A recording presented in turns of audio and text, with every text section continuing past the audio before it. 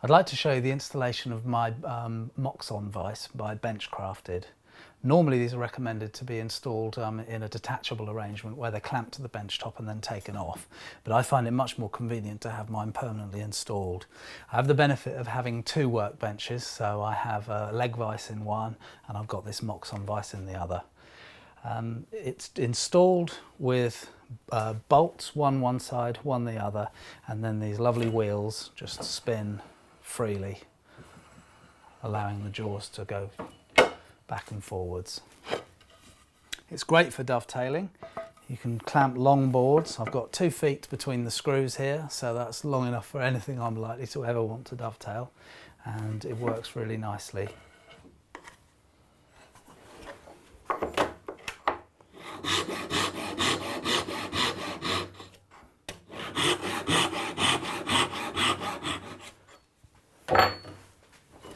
Spin it out, and that's it.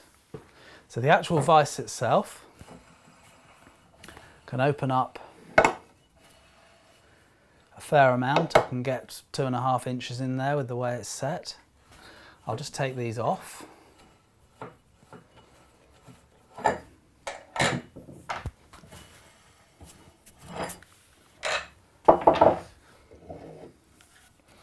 And you can see the jaws there aligned with this double-sided suede. And one of the other things that's cut on these are elongated holes. So it's a circle which has just been elongated a bit, and that allows that to go on here, and it allows it to pivot from side to side. So it's really good at clamping angled work as well. So you can see the way that the nut has been recessed into the bench top here, and then there's a matching nut on the other side, which I'll show you later. Very often with this style of vise, this double twin screw vise, you see them, particularly with wooden threads, mounted quite low down on the bench. And one of the problems with this is that you can get vertical racking. So that if you've got the screws fairly low down here and then you're putting something in the vise which is not very high, then it'll rack the same way as conventional jaws vices rack that way. So it's quite nice with this because the bars are quite thin, and I've got a 1 3/4 inch bench top here and a 4-inch skirt here.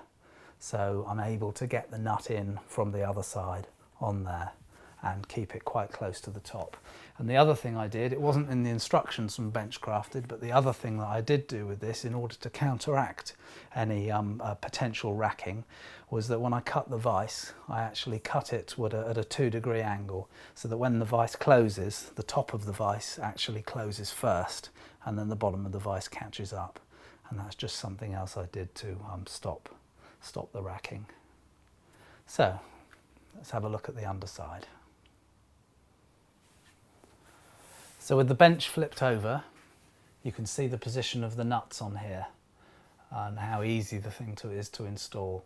And the other thing you can do as well is with the locking nut on the other side and this nut here, you can actually alter the projection of this. So if you only need it for really small stuff, you can move the rod even further in here, leaving less of a projection out there.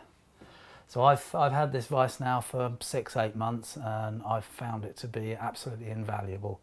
It really is a great vise, and I would recommend anyone, if they have the space, to install one permanently in their bench.